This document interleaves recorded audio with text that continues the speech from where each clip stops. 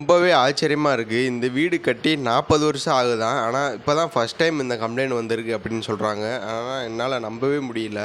இப்பலாம் வெறும் 5, 6 வருஷம் கட்டின வீட்லயே இந்த மாரி கம்ப்ளைண்ட்லாம் வருது. ஆனா, இங்க 40 வருஷம் கழிச்சு தான் இந்த மாரி கம்ப்ளைண்ட் வந்திருக்கு. அது என்ன கம்ப்ளைண்ட் அப்படின்னு பார்த்தீங்கன்னா, தண்ணி பட்டு பட்டு கம்பியெல்லாம் துருப்பிடிச்சு, கம்பி வர இடத்துலலாம் கிராக் விட்டு பூச்சி கலண்டு விழுக ஆரம்பிச்சிருக்கு. இதுக்கான காரணம் மழை தண்ணி தான். மழை தண்ணி வந்து ஒரு சின்ன ஓட்டை இருந்தாலும் அது வழியா உள்ளே போய் கம்பியை பூரா அரிக்க ஆரம்பிச்சிரும். அதே மாதிரி கீழே லீக்கும் ஆக ஆரம்பிச்சிரும். இந்த கம்ப்ளைண்ட் வந்து இந்த வீட்டில் ஒரு 3 மாதமாக இருக்குது அப்படின்னாங்க. சீலிங்லாம் ஃபுல்லாக வந்து இந்த மாதிரி உடைய ஆரம்பிச்சிச்சு. இதுக்கு நம்ம என்ன பண்ணோன்னு பார்த்தீங்கன்னா, கம்பிகள் தெரிகிற இடங்களில் பூரா நம்ம வந்து ரஸ்ட்டு கிளீனர்னு சொல்லி ஒரு கெமிக்கல் இருக்குது.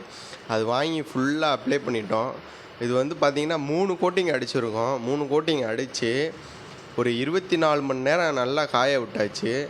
காய விட்டதுக்கு இந்த கெமிக்கல் எப்படி ரியாக்ட் ஆகுதுன்னா, இது ஒரு ஆசிட் மாதிரி கம்பியில் தடவுன உடனே அது ஆசிட் மாதிரி அப்படியே அந்த இடத்துல உரிய ஆரம்பிக்கும். இது ஒரு 3 கோட்டை அடித்து வந்து 24 மணி நேரம் காய விட்ருக்கோம்.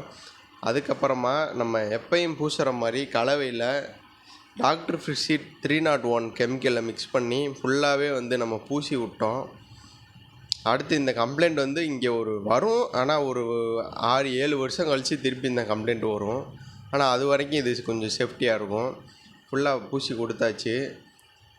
இந்த படியும் கொஞ்சம் வீக்காக இருந்துச்சு, அதுக்கு ஒரு சப்போர்ட்டும் பண்ணியாச்சு. இந்த மாதிரி உங்கள் வீடுகளில் ஏதாவது பேட்ச் ஒர்க் இருந்தால் கண்டிப்பாக நம்மளை கான்டாக்ட் பண்ணுங்கள். தேங்க்ஸ் ஃபார் வாட்சிங்.